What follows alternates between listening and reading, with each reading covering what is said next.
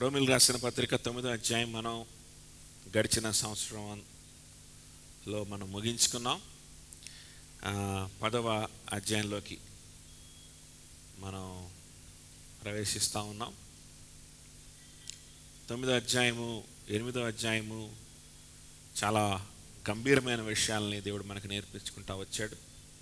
Especially 9వ అధ్యాయంలో గురించి మనం మాట్లాడుకుంటే గాడ్స్ సావరెంటీ అనేటువంటి విషయాన్ని మనకు తెలియజేసుకుంటూ వచ్చాడు. అక్కడ ఉన్నటువంటి థియాలజీ ఏంటంటే గాడ్స్ సావరెంటీ, ఆయన సార్వభౌముడు.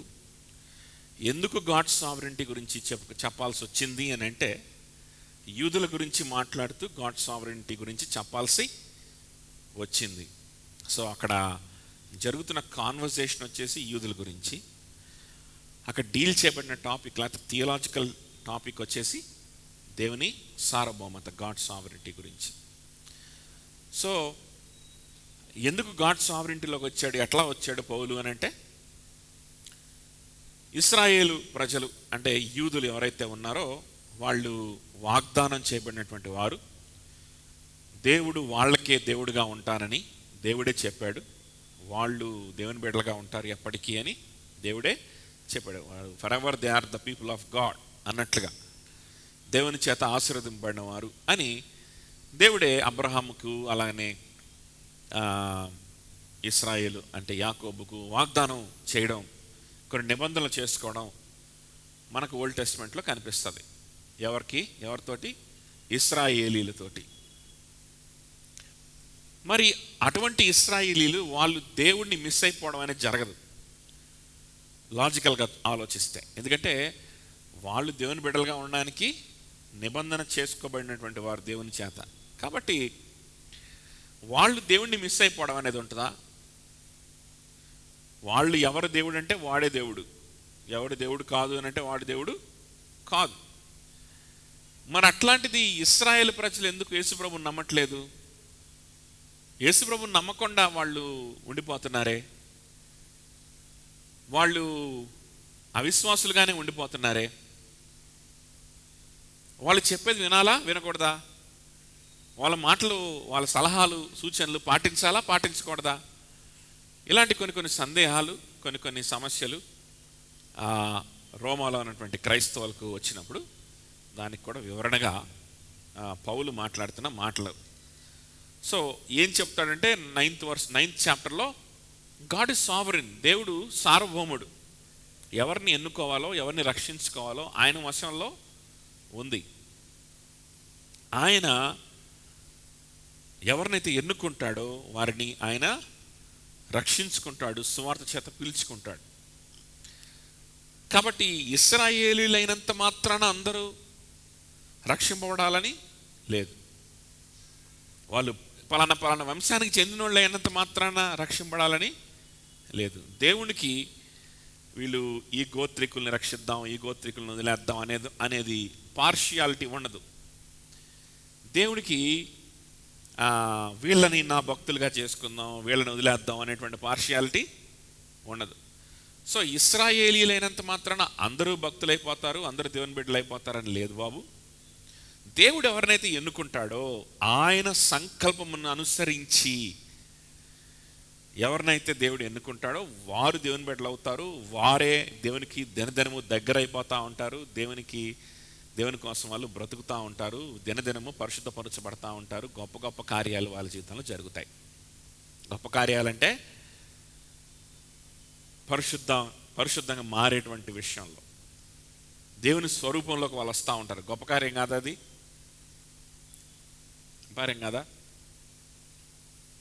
గట్టిగా పట్టుదలతో కూర్చొని చదువుకుంటే ఐఏఎస్ అయినా కొట్టొచ్చేమో, కానీ పరిశుద్ధుడు, పరిశుద్ధురాలు అనేటువంటి టైటిల్ మనం సంపాదించుకోగలుగుతామా? ఏం చేసినా కూడా మనం ఆ టైటిల్ మనం సంపాదించుకోలేము కదా. ఎంత సంపాదించినా మనం పాపే. ఎంత డబ్బు సంపాదించినా, ఎంత సెటిల్ అయినా, ఎన్ని చదువులు చదివినా మనం ఎవరు? పాపులమే. మన పాపము మనల్ని వెంటాడుతూనే ఉంటుంది. మన పాప భారము, అపరాధ భారము మనల్ని వెంటాడుతూనే ఉంటుంది. మన మనస్సాక్షి నువ్వు పాపివి నువ్వు అపవిత్రుడివి, నువ్వు అపవిత్రురాలివి, దేవునికి సంబంధం లేనివాడివి, నువ్వు దేవునికి నువ్వు వ్యతిరేకివి, దేవునికి నువ్వు శత్రువి, నువ్వు పాపివయ్యుండి దేవునికి నువ్వు మిత్రుడిగా ఎలా ఉంటావు అని మనకి మన మనస్సాక్షి చెప్తూనే ఉంటుంది.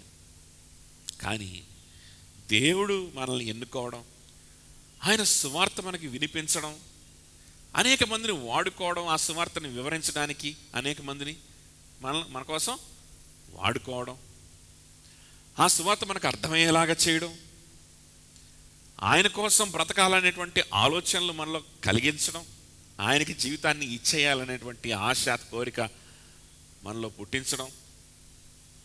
పుట్టించి మనల్ని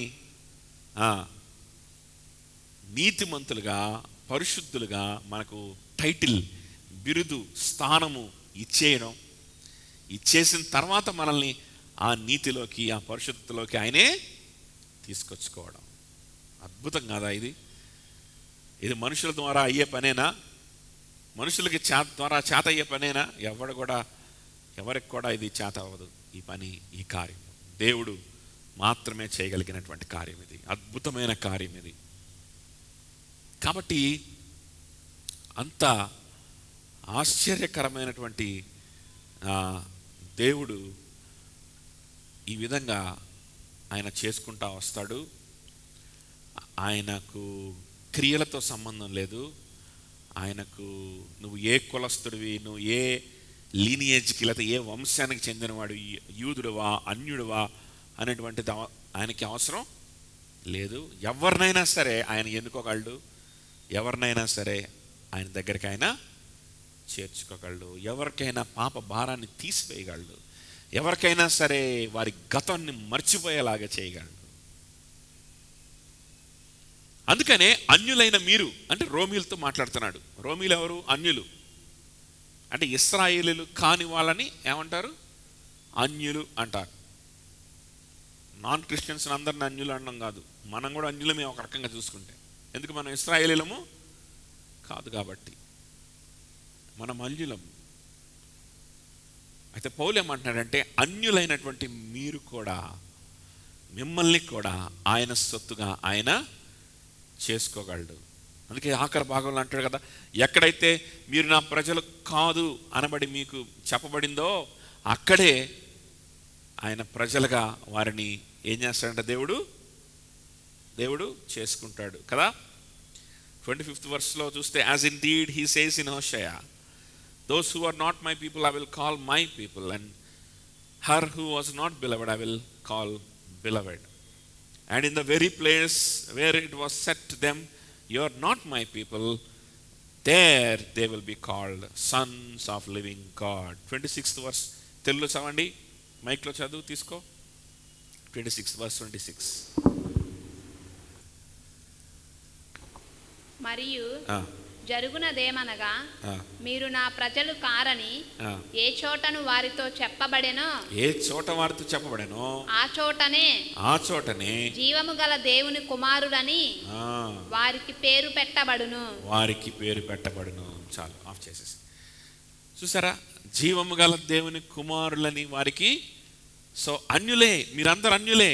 ఇశ్రాయేలు కాని వారందరూ కూడా ఎవరు? అన్యులు. మనం కూడా ఎవరు? అన్యులమే. భారతదేశస్తులం ఎవరు? మనం అన్యులమే అవుతాం కదా. కానీ దేవుడంట వారిని కూడా, నా ప్రజలు కారు అనుకున్న వారిని కూడా ఆ పేరు తీసేసి నా ప్రజలు అనే పేరు ఆయన పెట్టుకోగలడు. ఆయన ఎవరికి ఆ పేరు ఇవ్వాలనుకుంటే ఆ పేరు ఎవరికి ఆయన ఇవ్వాలనుకుంటాడో వాళ్ళకి ఆయన ఇవ్వగలడు. అన్మెరిటెడ్ ఎలక్షన్, షరతులు లేని ఎన్నిక. ఈ ఎన్నికకు ఏ షరతులు లేవు. కాబట్టి ఇది మనకి 9వ అధ్యాయంలో వివరిస్తూ ఉంది. కాబట్టి మీరు ఇశ్రాయేల్ ప్రజలే గొప్పోళ్ళు, వాళ్ళు చెప్పిందే వేదం, వాళ్ళ ద్వారానే దేవుని తెలుసుకోవాలి అని మీరు అనుకొని కన్ఫ్యూజ్ అయిపోవాల్సిన అవసరం లేదు. మీరు కన్ఫ్యూజ్ అవ్వకండి. ఇశ్రాయేలీలు పుట్టుకతో ఇశ్రాయేలీలు అందరూ కూడా నిజమైన ఇశ్రాయేలీలు కాదు అని కూడా అంటాడు కదా. ఒక రకమైన కన్ఫ్యూజన్. అరే, ఇశ్రాయేలీలే నమ్మకపోతే మనం నమ్ముతామా? మనం కూడా నమ్మకంలో కూలిపోతామేమో, పడిపోతామేమో, మనం కూడా దేవునిలో ముందుకెళ్ళలేమేమో, మధ్యలో ఆగిపోతామేమో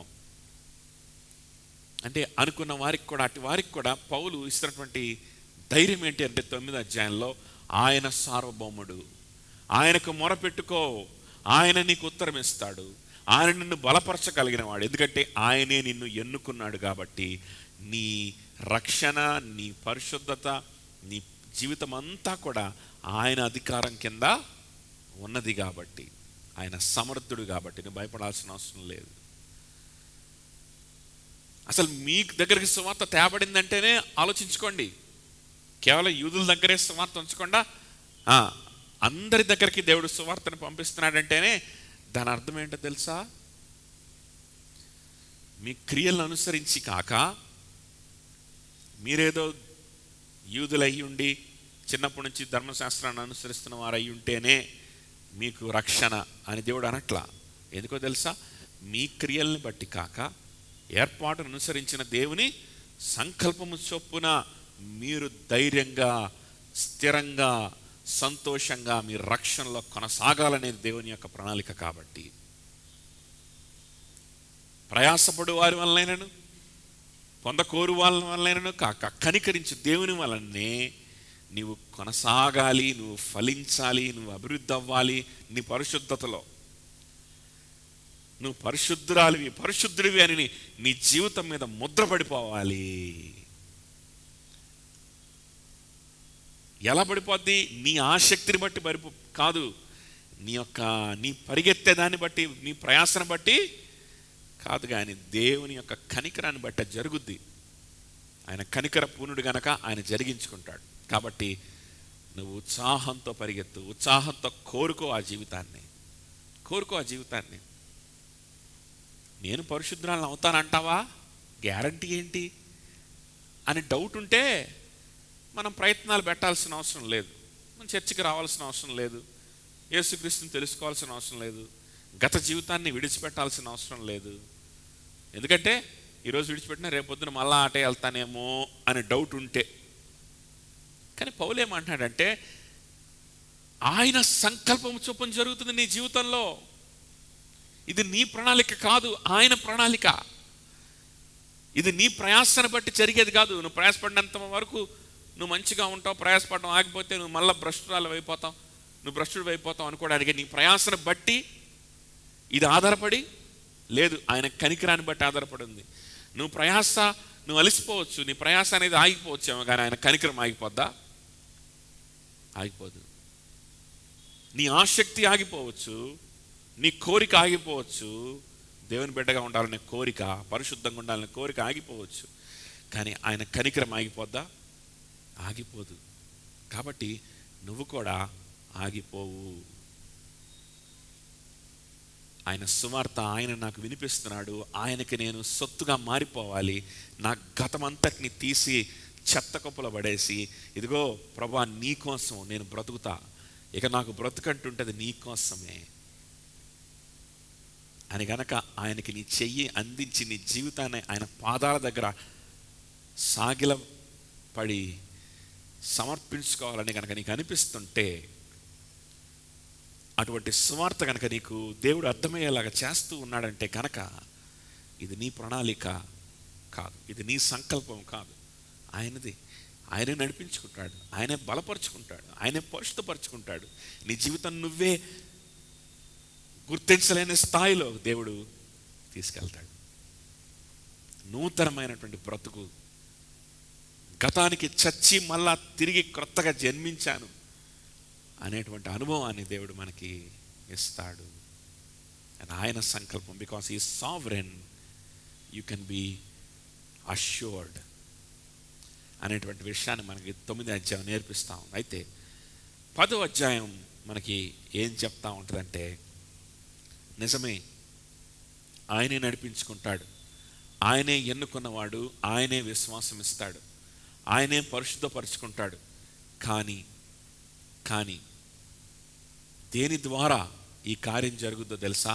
నీ స్పందన ద్వారా, నీ యొక్క స్పందన ద్వారా, నీ యొక్క హృదయ స్పందన ద్వారా, నీ యొక్క ప్రణాళికలను నువ్వు మార్చుకోవడం ద్వారా, నువ్వు ముందుకు రావడం ద్వారా దేవుడు చేస్తాడు. చేసేది దేవుడే. నీ బలాన్ని బట్టి నువ్వు దేవుని దగ్గర నువ్వు దగ్గరగా వెళ్ళలేవు. కానీ ఆ ప్రక్రియలో ఖచ్చితంగా ఏం యూజ్ చేయాలి? మన ఆలోచనలు, మన స్పందనల్ని, మన డెసిషన్స్ మేకింగ్ అనేటువంటిది అక్కడ జరగాలి అనేటువంటిది మనకు 10వ అధ్యాయంలో మనకు తెలియజేస్తూ ఉంటాడు. అంటే అవర్ రెస్పాన్సిబిలిటీ, మన రెస్పాన్సిబిలిటీని 10వ అధ్యాయంలో తెలియజేస్తూ ఉంటాడు.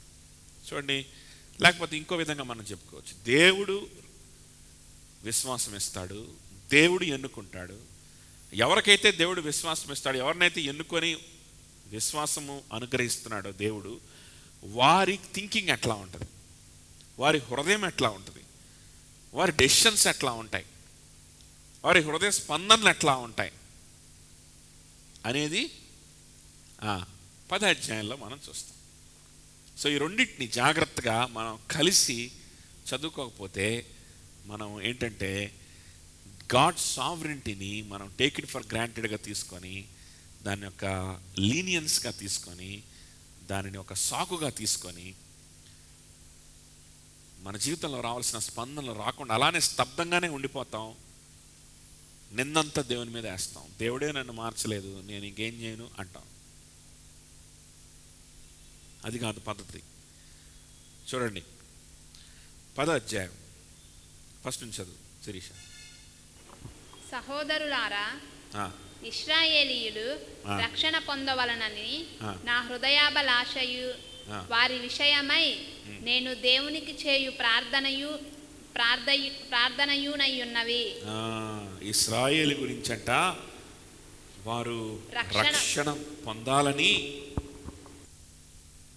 పౌలు యొక్క హృదయాభిలాష అంట. అంతేనా? Heart's desire. ఇంకా ప్రార్థన, దేవునికి ప్రార్థిస్తున్నాడు. ఆ విధంగా హృదయంలో ఆయన ఆశిస్తున్నాడు. ఆయన హృదయం ఆ విధంగా స్పందిస్తూ ఉంది. ఎలా స్పందిస్తూ ఉంది? ఎలా స్పందిస్తూ ఉంది? వాళ్ళు రక్షింపబడాలి. ఆయన హృదయంలో స్పందన వస్తాం. సరే, ఇశ్రాయేలీయులు ఎవరిని దేవుడు ఎన్నుకుంటే వాళ్ళు దేవుని దగ్గరికి వస్తారన్నాడు కదా అని మనకు తెలుసు కదా. సో దేవుడు ఎన్నుకున్న వారే రక్షణలోకి వస్తారు. సో ఇశ్రాయేలీయులు అయినంత మాత్రాన వాళ్ళు రక్షణలోకి రావాలని లేదు. దేవుడు ఎవరిని ఎన్నుకుంటాడో వారిని దేవుడే నడిపించుకుంటాడులే అని విడిచిపెట్టట్లేదు పౌలు.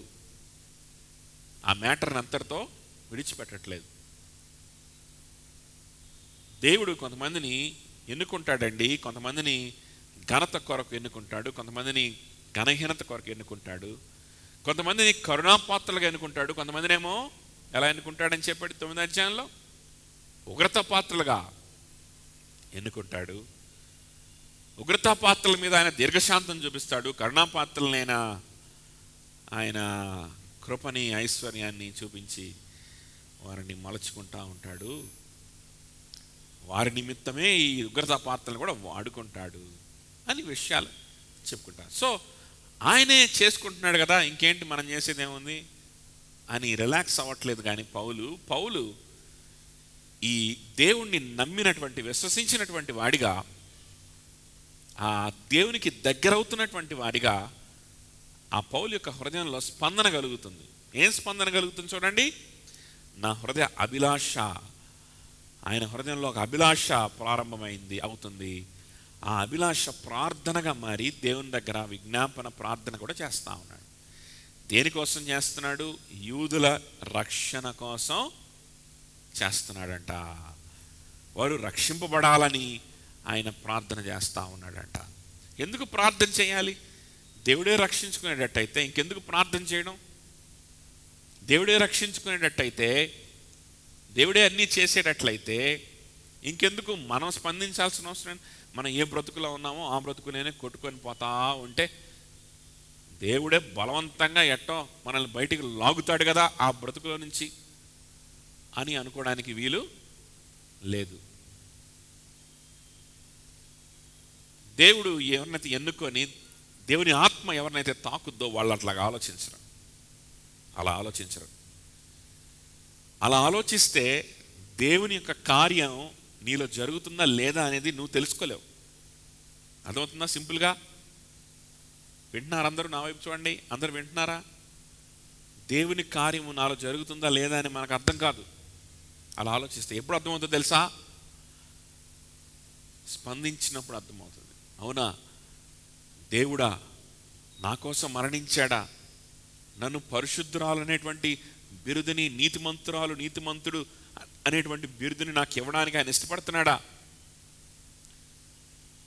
నన్ను పరిశుద్ధుడుగా ఎంచుకోవడానికి ఆయన ఇష్టపడుతున్నాడా? అయితే నాకు ఆ పరిశుద్ధత కావాలి, అయితే నాకు ఆ పాపం లేని బ్రతుకు కావాలి, అయితే నాకు ఆ అపరాధ భావము, పాప భారము లేని బ్రతుకు నాకు కావాలి. అలా అయితే ఆ మార్పు నాకు కావాలి, అలా అయితే ఆ నూతన జన్మ నాకు కావాలి, నూతనమైన బ్రతుకు నాకు కావాలి. యేసుక్రీస్తును పోలి నడిచేటువంటి బ్రతుకు, ఆయనలో సంతోషంగా బ్రతికేటువంటి బ్రతుకు నాకు కావాలి. 31st నైట్ మాట్లాడుకున్నాం కదా, ఆత్మానుసారమైన మనస్సు నాకు కావాలి. శరీరానుసారమైన మనస్సు నాకు వద్దు. నాకేం కావాలి? ఆత్మానుసారమైన మనస్సు కావాలి. శరీరానుసారమైన మనసు ఏం చెప్తా ఉంటుందంటే, నువ్వు డబ్బు సంపాదించు లేకపోతే నీకు విలువ ఉండదు, నువ్వు మెప్పు సంపాదించు లేకపోతే నీ బ్రతుకు అర్థం ఉండదు, నువ్వు అది సంపాదించు ఇది సంపాదించు, ఇట్లా చేస్తే నీకు కొంచెం షైన్ అవుతావు, అట్లా చేస్తే నువ్వు కొంచెం 10 మంది దగ్గర గుర్తింపు వస్తుంది. దీనికోసమే కదా నువ్వు బ్రతికేది, దీనికోసం కాకపోతే ఇంక దేనికోసం బ్రతుకుతావు? ఏది ఆలోచించినా, ఏది చేసినా, ఎక్కడికి వెళ్ళినా, ఏం చదివినా,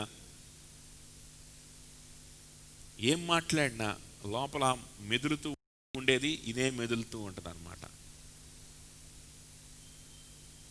నీ బ్రతుకు, నీ ఫైనాన్షియల్ స్టేటస్ మారాలి, నీ సోషల్ స్టేటస్ మారాలి. ఇదే లోపల తిరుగుతూ ఉంటుంది, ఇదే లోపల తిరుగుతూ ఉంటుంది.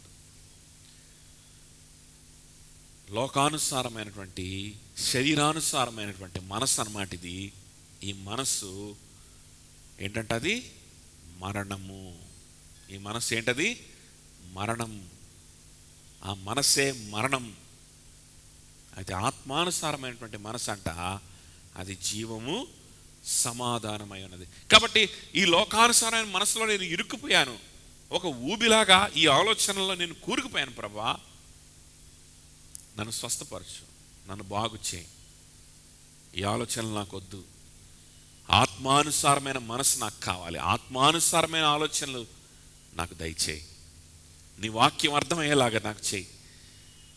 ఈ పాప క్షమాపణ ఎంత గొప్పదో నాకు కొంతవరకు అర్థమవుతుంది, పూర్తిగా అర్థమయ్యేలాగా చేయి. నా పాపాలు క్షమించబడే నిశ్చయత నాకు అనుగ్రహించు ప్రభువా అని ప్రభుని మనం మొరపెట్టుకోవాలి, ఆశపడాలి. చూడండి పౌలే ఏం చెప్తున్నాడు ఇక్కడ? మై హార్ట్స్ డిజైర్, నా హృదయ అభిలాష. మన హృదయ అభిలాష అదై ఉండాలి మన నిమిత్తము, అలానే పౌల్లాగా ఇతరుల నిమిత్తం కూడా. నేను పరిశుద్ధంగా ఉండాలి, నా సహోదరులు కూడా వారి పాపంలో వాళ్ళు చచ్చిపోకూడదు, వారి పాపంలోనే వాళ్ళు మగ్గిపోకూడదు. నేను మగ్గిపోకూడదు, నా సహోదరులు కూడా మగ్గిపోకూడదు. మాకు రక్షణ కావాలి. ఇది నా హృదయ అభిలాష, దేవుని వైపు నాకున్న ప్రార్థన కూడా. ప్రార్థన చేసి చూడండి, దేవుడి కార్యము మీ జీవితంలో ఎంత బలంగా జరుగుతుందో అప్పుడు అర్థమవుతుంది మీకు. అప్పుడు దాకా ఎవడో చూసినోడు చెప్పడమే తప్ప, ఎవరో నీకోసం ప్రార్థన చేసేవాళ్ళు నీకు చెప్తా ఉండొచ్చు, తమ్ముడు చెల్లి దేవుడు నిన్ను ప్రేమిస్తున్నట్టు నాకు అనిపిస్తుంది, నువ్వు దేవుడు నిన్ను ప్రేమిస్తున్నాడు, దేవుడు నీ కోసం గొప్ప ఆలోచనలు కలిగి ఉంటాడు, పాపివని ఒప్పుకొని నీ పాపాన్ని పశ్చాత్తాపడి యేసుక్రీస్తు నీ జీవితాన్ని ఇవ్వు తమ్ముడు, నీ జీవితాన్ని ఇవ్వు చెల్లి అని ఇతరులు నీకు మేబీ మనకు చెప్తూ ఉండొచ్చు. ప్రభు దగ్గరికి ఇంకా రాని వాళ్ళని గురించి మాట్లాడుతున్నాను. ఇంకా బాప్టిజం తీసుకొని ప్రభుకి జీవితాన్ని సమర్పించిన వాళ్ళు గమనించండి దయచేసి కొంతసేపు. వేరే వాళ్ళు ఎవరో మీకు చెప్తా ఉండొచ్చు, కానీ ఒకసారి ఆ ప్రార్థన చేసి చూడండి. అంటే ఆ ప్రార్థన ఏదో మంత్రంలాగా ప్రార్థన ఏదో శక్తి ఉందని కాదు, మనస్ఫూర్తిగా అడిగి చూడండి అంటున్నా. ఓకే, నోటితో ఉచ్చరించమని కాదు, మనస్ఫూర్తిగా ప్రభుని అడిగి చూడండి. ప్రభా, నాకు ఈ పాప జీవితం వద్దు, ప్రభా నా జీవితం మారాలి, నూతనత్వం నేను చూడాలి, నా జీవితంలో నా థింకింగ్లో మార్పులు రావాలి, సహాయం చేయి, నన్ను ఆదుకో, నన్ను ఆశ్రయించు, నిన్ను ఆశ్రయిస్తున్నాను, నన్ను ఆదరించు, నీ వాక్యానికి నేను దగ్గరగా ఉంటాను, నీ బిడ్డలకు నేను దగ్గరగా ఉంటాను, సహాయం చేయి ప్రభా అని ఒక్కసారి అభిలాషతో అడిగి చూడండి. దేవుడు మీ జీవితంలో ఎంత బలంగా పనిచేస్తున్నాడో, ఎన్ని రోజుల నుంచి పనిచేస్తూనే ఉన్నాడో కూడా మీకు అర్థమైపోతుంది. ఈరోజు కాదు, ఎన్నెన్ని రోజుల నుంచి, గతంలో ఎప్పటి నుంచి పని చేసుకుంటూ వస్తున్నాడో కూడా మీకు అర్థమైపోద్ది. ఆనాడు మీ జీవితాన్ని ఆయన సన్నిధిలో సంపూర్ణంగా సమర్పించి సాగిలపడిపోతారు. ఏది కూడా మీ మనసులో ఉండదు. వస్తారా ప్రభు దగ్గరికి? ఆ విధంగా స్పందిస్తారా ప్రభు సువార్తకి? స్పందించండి. స్పందన లేకుండా ఉండద్దు, జీవోత్సవాలుగా ఉండద్దు. ఇంత గొప్ప ప్రేమ సందేశం ఇవ్వబడతా ఉన్నప్పుడు, ఇంత గొప్ప ఆపర్చునిటీ ఇవ్వబడతా ఉన్నప్పుడు, ఇంకా లోకానుసారమైన మనసునే కలిగి ఉండి, లోక సంబంధమైన ఆలోచనలనే కలిగి ఉండి, లోకంలో ఉండే వాళ్ళ గురించి ఆలోచనలు, లోకంలో ఉండే దాని గురించి ఆలోచనలు, ఏదో సాధిద్దాం, ప్రూవ్ చేద్దాం అనేటువంటి ఆలోచనలు, వీటిల్లోనే కొట్టుమిట్టాడకండి. ఎంత గొప్ప ఆపర్చునిటీని మీరు మిస్ అయిపోతున్నారో మీకే తెలియదు.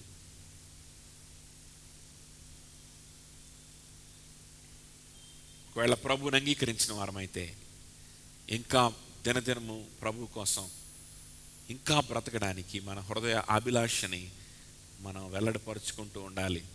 ఇతరుల రక్షణ నిమిత్తం కూడా మన హృదయ అభిలాషని మనం కలిగి ఉండాలి. పౌలు చెప్తా ఉన్నట్లు విజ్ఞాపనతో కూడినటువంటి పరిచర్య మనం చేయాలి, నశించిపోయే ఆత్మల నిమిత్తం. దేవుడే చూసుకుంటాడులే, ఆయన సార్వభౌముళ్లే అని చెప్పి గమ్మున కూర్చుంటే అసలు మనం దేవునికి సంబంధించిన వారం కాదు. 2వ వచనం చూడండి. For I bear them witness that they have a zeal for God, but not according to knowledge. 2వ వచనం చదువు శిరీష్. వారు దేవుని యందు ఆసక్తి గలవారని వారిని గూర్చి సాక్ష్యమిచ్చుచున్నాను. అయినను వారి ఆసక్తి జ్ఞానానుసారమైనది కాదు. ఏంటంట? వారు దేవుని గురించి ఆసక్తి కలిగి ఉన్న వాళ్ళే. ఎవరు? యూదుల గురించి కదా మాట్లాడుతున్నాడు. సో వాళ్ళు దేవుని గురించి ఆసక్తి ఉంది వాళ్ళకి, కానీ వాళ్ళ ఆసక్తి ఎటువంటిది కాదంట? జ్ఞానానుసారమైనది కాదు. ఆసక్తి ఉంది కానీ అది జ్ఞానానుసారమైనది కాదు. జ్ఞానము మీకు ఇవ్వబడుతుంది కానీ ఆసక్తి లేకపోతే వేస్ట్. దేవుని గురించిన ఇన్ఫర్మేషన్, జ్ఞానము, ఈ ప్రేమ, సిలువ, బలియాగము, నీకు బదులుగా ఆయన బలైపోవడము, నీకు రావాల్సిన శిక్షని ఆయన పే చేయడము, అటోన్మెంట్ అంటారు కదా,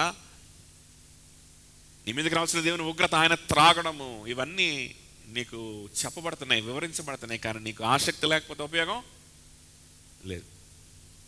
కానీ ఆసక్తి ఉంది కానీ జ్ఞానం లేకపోతే కూడా ఉపయోగం లేదు. యూదుల పరిస్థితి అదేనంట. యూదుల పరిస్థితి ఏంటి?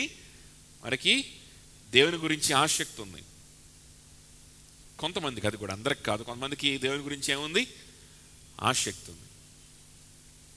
మేము దేవుని ప్రజలం, దేవుని కోసం బ్రతకాలి, భక్తిగా బ్రతకాలి, మంచిగా బ్రతకాలి, అసలు మేము దేవునికి సంబంధించిన వాళ్ళం, ఆయన ఏం చెప్తే అది చక్కగా మనం చేయాలి, డిసిప్లిన్డ్గా ఉండాలి, ఇలాంటి ఆసక్తి చాలా ఉంది. కానీ అది జ్ఞానయుక్తమైన ఆసక్తి కాదు.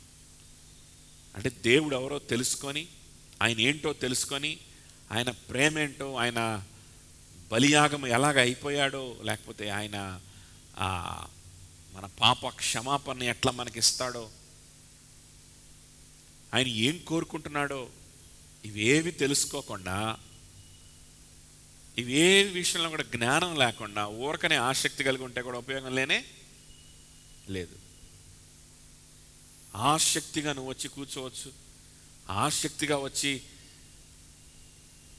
దేవుడి గురించి తెలుసుకోవాలి, బైబిల్ చదవాలని ఆసక్తి నువ్వు చూపించవచ్చు, ఇంట్రెస్ట్ చూపించవచ్చు. కానీ అది జ్ఞానానుసారమైన ఆసక్తి అయి ఉండకపోతే నీకు ఉపయోగం ఉండదు, నాకు ఉపయోగం ఉండదు అని అర్థం అక్కడ. చూడండి 3వ వచనం. ఏలయనగా వారు దేవుని నీతిని నెరుగక తమ స్వనీతిని స్థాపింప బూనుకొనుచు దేవుని నీతికి లోబడలేదు. ఎందుకు ఆ మాట అంటున్నాను అనంటే, ఎందుకు వాళ్ళు జ్ఞానముతో కూడినటువంటి ఆసక్తి కాదు అని అంటున్నాడు అనంటే, ఎందుకంట దేవుని నీతి గురించి వాళ్ళకి ఎలాంటి ఆలోచనలు లేవు. దేవుని నీతి అంటే ఏంటో వాళ్ళకి తెలియదు. కానీ వాళ్ళ సొంత నీతిని స్థాపించుకోవడానికి and seeking to establish their own, వాళ్ళ సొంత నీతిని స్థాపించుకోవడానికి ఇష్టపడి they did not submit to God's righteousness. దేవుని నీతికి వాళ్ళు ఏం చేయలేదంట, లోబడలేదంట. అర్థమవుతుందా?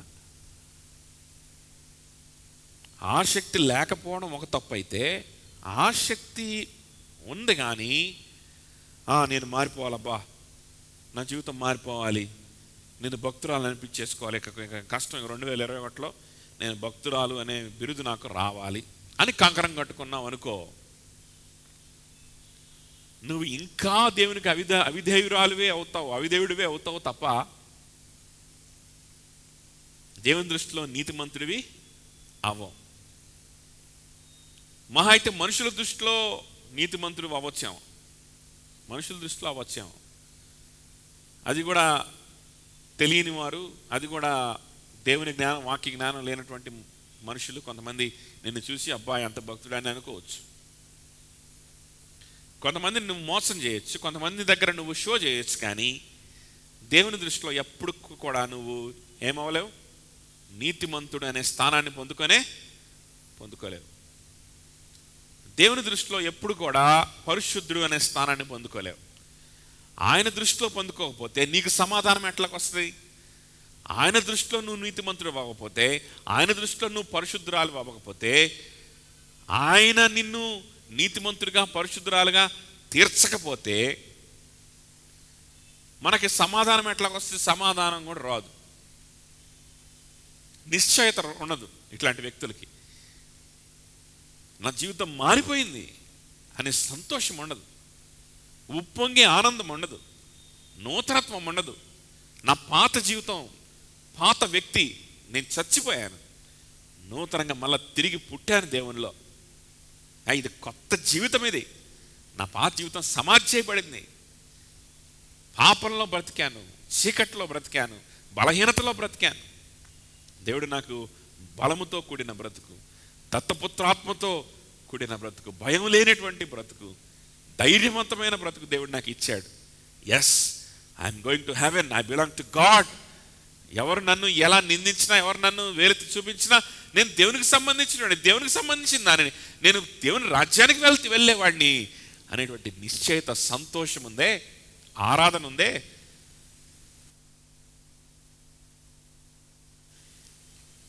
అటువంటి స్తుతి ఆరాధన రాదు. ఎవడన్నా మన పై అపీరెన్స్ చూసి మోసపోయి వచ్చి అబ్బా ఎంత భక్తురాలివి పాపా నువ్వు అంటే పొంగిపోతాం. ఆ సంతోషం ఉండదు తప్ప, నా బ్రతుకు మారిందే, నా బ్రతుకులో ప్రభు వచ్చేసాడే, నా నిందలను ఆయన తీసివేస్తున్నాడే, నా గతం ఎటువంటిదైనా సరే నా ప్రభు నన్ను ఎత్తుకొని ముందుకెళ్తున్నాడే అనేటువంటి సంతోషం, సమాధానం, నిశ్చయత ఉండదు. ఎవడో వచ్చి పొగిడితే అప్పటికప్పటికి ఏమొస్తుంది? కొంత ఆనందం వస్తుంది. అలాంటి ఆసక్తిలోకి వస్తారు కొంతమంది. ఆసక్తి చూపించమంటే ఇట్లాంటి ఆసక్తి చూపిస్తారు.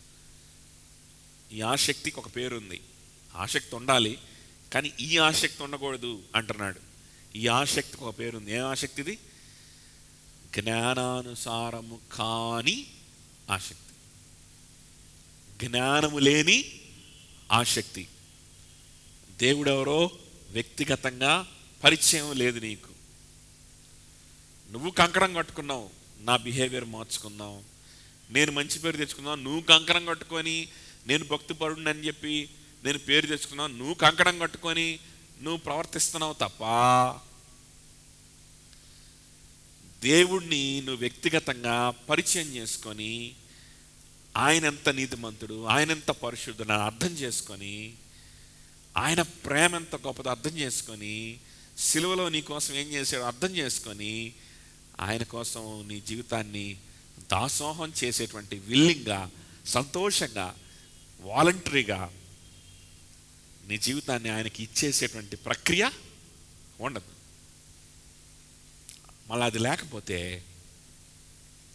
సమాధానము, ఆత్మానుసారమైన మనస్సు, జీవము, ఇంకా సమాధానమై ఉన్నది కదా. ఆ జీవం అనుభవించలేవు, సమాధానం అనుభవించలేవు. ఆ పరిస్థితిలోనే ఉన్నారు యూదులు. వారికి ఆసక్తి ఉంది కానీ వారికి దేవునితో పరిచయం లేదు. దేవుడు అంటే ఎవరో వాళ్ళకి నాలెడ్జ్ లేదు, తెలీదు వారికి దేవుడు అంటే ఎవరో. యెహోవా దేవుడు అంటే ఎవరో వారికి పరిచయం లేదు. కానీ ఆ దేవుడి భక్తుడు ఎట్లాంటి షో చేస్తే దేవుడి భక్తుడు అనిపించుకోవాలో వాళ్ళకి బాగా తెలుసు. అవి చేస్తుంటారు, షో చేస్తుంటారు, సాటిస్ఫై అవుతుంటారు. అలాంటి ఆసక్తి మనకొద్దు. అలాంటి ఆసక్తి మనకు కనుక ఉంటే మనం దేవుని దృష్టిలో ఎప్పటికీ నీతిమంతులు అవ్వకపోగా దేవుని నీతికి మనము అవిధేయులమే ఇంకా కదా. వాళ్ళ పరిస్థితి ఏంటంటే they did not submit to God's righteousness. తెలుగులో ఏముంది? వారు దేవుని నీతి ఎరుగక తమ స్వనీతిని స్థాపింప పూనుకొనుచు దేవుని నీతికి లోబడలేదు. దేవుని నీతికి లోబడలేదు. చూసారా, ఇంకా వాళ్ళ అవిధేయులే. దేవుని నీతి అది కాదు. దేవుని నీతి అని అంటే పక్కనుడు వచ్చి నువ్వు నీతిమంతురాలు అమ్మా అని చెప్పడం కాదు. దేవుని నీతి అంటే దేవుడెవరో ఎరిగి ఆయన కోసం నీ జీవితాన్ని సమర్పించడం దేవుని నీతి అంటే. అలా చేస్తే నువ్వు ఆయన నీతికి లోబడినట్లు ఆయన నీతి నీలో నెరవేరుద్ది. కానీ ఊరికే మెప్పు కోసం అయితే ఆ నీతికి ఇంకా నువ్వు అవిధేయుడివే అని చెప్తున్నాడు. 4వ వచనం, for Christ is the end of the law for righteousness to everyone who believes. 4వ వచనం, విశ్వసించు ప్రతివానికి నీతి కలుగుటకై క్రీస్తు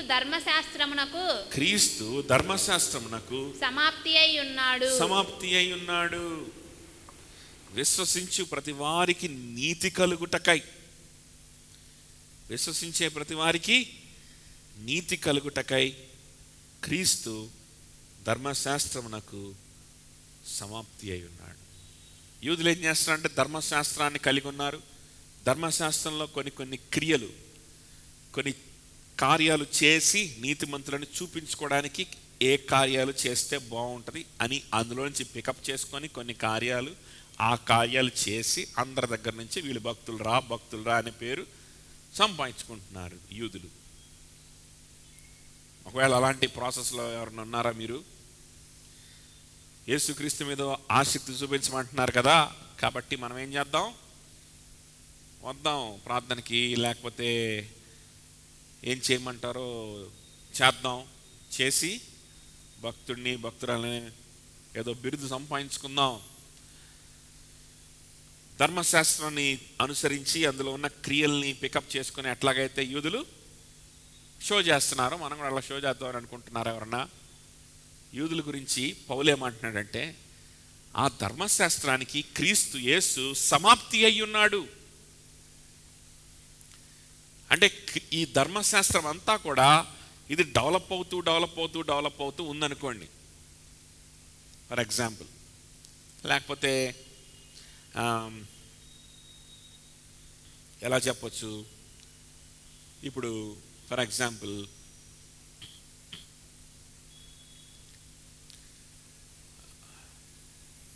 డెవలప్మెంట్ స్టేజ్లో ఉంది. ఏంటది? ధర్మశాస్త్రం డెవలప్ అయిపోయిన తర్వాత ఇక ఏంటది, అది ఆఫ్ చేసావా? ఆఫ్ చేసే ఉందా? దానికి ఎట్లా వివరించాలంటే మీకేం ఎగ్జాంపుల్ చెప్పాలి?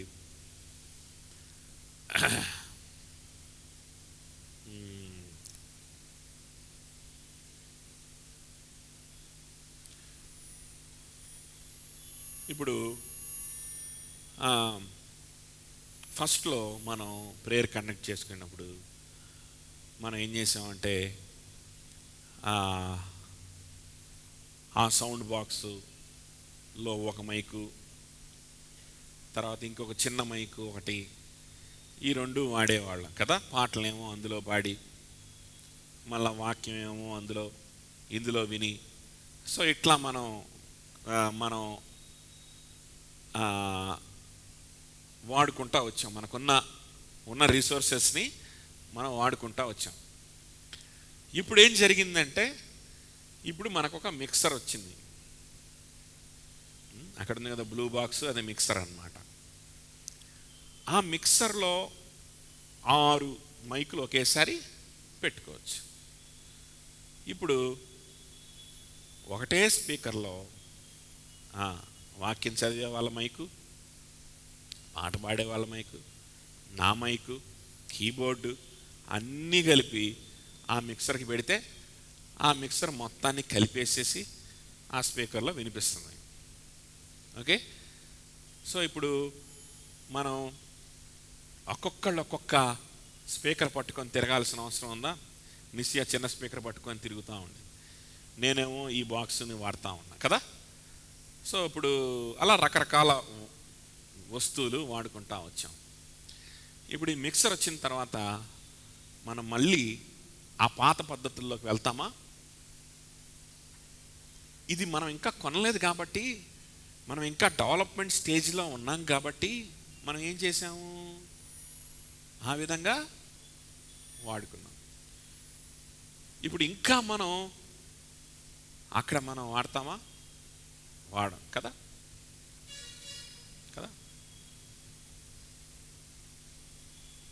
మనం డైరెక్ట్గా ఆ మిక్సర్నే వాడుకుంటాం, అందులోకే మన కనెక్షన్లన్నీ పెట్టుకుంటాం. ఏదైనా దాని ద్వారానే మనం సౌండ్ అనేది ప్రొడ్యూస్ చేస్తాం. అర్థమవుతుందా? కాబట్టి ఆ మిక్సర్ కొనడం అనేటువంటిది మన ప్రయాసకి సమాప్తం అయిపోయింది. ఒక్కొక్కళ్ళం ఒక్కొక్క చిన్న బాక్స్, సౌండ్ బాక్స్ పట్టుకొని ఇలా చేసేటువంటి ఈ క్రియలకి ఆ వస్తువు వచ్చిన తర్వాత ఈ ప్రక్రియ కదా సమాప్తంగా మారిపోయింది. ఇక మీదట అలాంటి చిన్న పనులు మనం క్యారీ చేయాల్సిన అవసరం, ఒక్కొక్క బాక్స్, సౌండ్ బాక్స్ మనం క్యారీ చేయాల్సిన అవసరం లేదు. కానీ మనం ఏం చేయొచ్చు, మొత్తం ఆ మిక్సర్ ద్వారానే పని మనం పూర్తి చేసుకోవచ్చు. అట్లానే దేవుని యొక్క నీతి దేవుడు బయలుపరుస్తూ వచ్చాడు ఆయన వాక్యం ద్వారా. సో ఫస్ట్లో పూర్తిగా బయలుపరచలా, అది కన్స్ట్రక్షన్లో ఉంది. ఆ విజ్డమ్, ఆ నాలెడ్జ్ ఓల్డ్ టెస్ట్మెంట్లో ఉన్నటువంటి యూదులకి, అంటే క్రీస్తు పూర్వం ఉన్నటువంటి యూదులకి, వాళ్ళకి అంతవరకే తెలుసు. ఎంతవరకు? ధర్మశాస్త్రంలో కొన్ని డిసిప్లిన్స్ ఉంటాయి, అవి ఫాలో అవ్వాలి, అంతవరకే తెలుసు వాళ్ళకి. అవి ఫాలో అయితే నీతి. ఓకే, అవి ఫాలో అయితే ఇది దేవుని యొక్క నీతి, దీనికి మనం విధేయత చూపించాలి. కొంతమంది విధేయత చూపించలేకపోయేవారు చాలామంది, అందరూ ఎవరు విధేయత చూపించలేకపోయేవాళ్ళు. ధర్మశాస్త్రం ఉన్నాయి మొత్తం కూడా ఎవరు సంపూర్ణంగా పాటించడం వీలు పడదు. కాబట్టి వాళ్ళు మేము బలహీనమని అర్థం చేసుకునేవాళ్ళు, మేము ఇంకనూ పాపులమని అర్థం చేసుకునేవాళ్ళు, దేవుని దగ్గర పశ్చాత్తాపడేవాళ్ళు, కృప కోసం అడిగేవాళ్ళు, దేవుని సహాయం కోసం అడిగేవాళ్ళు. సో ఈ ప్రాసెస్ అంతా ఎవరి ద్వారా జరుగుతుంది? ఇక్కడ ధర్మశాస్త్రంలో ఉన్నటువంటి క్రియలను పాటించడం ద్వారా జరుగుతుంది ఈ ప్రాసెస్. అది యేసుక్రీస్తు ఇంకా రాలేదు కాబట్టి దేవుని నీతి ధర్మశాస్త్రము ద్వారా బయలుపరచబడింది. అయితే యేసుక్రీస్తు ఇప్పుడు యేసుక్రీస్తు వచ్చేసాడు. యేసుక్రీస్తు ఎవరయ్యానంటే the highest form of God's righteousness. దేవుని నీతి పూర్తిగా బయలుపరచబడితే అది యేసుక్రీస్తు లాగా ఉంటుంది. దేవుని నీతి ఏంటి? What is God's righteousness? దేవుని దృష్టిలో మనం నీతిమంతులం అనిపించుకోవాలంటే మనం ఏం చెయ్యాలి? ఓకే, ఈ ప్రశ్నకు సమాధానం పాట్లుగా దేవుడు బయలుపరుచుకుంటా వచ్చాడు. అర్థమవుతుందా? ధర్మశాస్త్రం ద్వారా బయలుపరుచుకుంటా వచ్చాడు. ఆ ధర్మశాస్త్రం కూడా ఆఖరికి గొర్రెపిల్ల వైపు తీసుకెళ్తుంది, యేసుక్రీస్తు బలియాగం వైపే తీసుకెళ్తుంది. కానీ ఇక్కడ యేసుక్రీస్తే వచ్చేసాడు. రోమిలు రాసిన పత్రిక రాసే నాటికి యేసుక్రీస్తే వచ్చేసాడు. ఇక దేవుని నీతి ఏంటండి? దేవుని దృష్టిలో నీతిమంతులు, దేవుని చేత నీతిమంతులు అనిపించుకోవాలి. సింపుల్గా చెప్తున్నా, వినండి, జాగ్రత్తగా వినండి. దేవుని దృష్టిలో నీతిమంతులు అనిపించుకోవాలంటే ఏం చేయాలండి అని అంటే, ఇక మళ్ళీ ధర్మశాస్త్రం అంతా తీసి ఇది పాటించు, అది పాటించు, ఆ పండగ చేయి, ఇది చేయి అని చెప్పాల్సిన అవసరం లేదు. సింపుల్గా ఎవరిని చూపించవచ్చు? యేసుక్రీస్తుని చూసి, అదిగో అదే దేవుని నీతి, ఆయనకి నీ జీవితాన్ని ఇచ్చేసి, ఆయన నీ జీవితాన్ని ఇచ్చేయి, అదే దేవుని నీతి అని మనం చెప్పొచ్చు. అర్థమవుతుందా? అప్పుడు అవునా యేసుక్రీస్తు దేవుని నీతే అని ప్రభు దగ్గరికి వెళ్ళి, ప్రభువా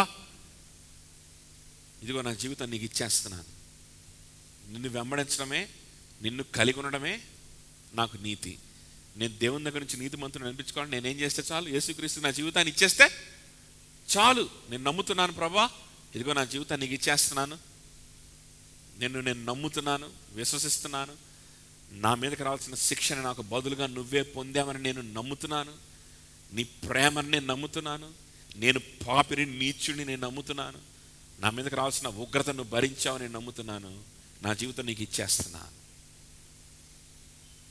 అని ప్రభువుకి జీవితాన్ని ఇచ్చేస్తే, ఏ పాపం కోసమైతే ఆయన సిలువ ఎక్కాడో మళ్ళా ఆ పాపాన్ని మనం చేయగలుగుతామా? ఏ పాపం కోసమైతే, ఏ ధర్మశాస్త్రాన్ని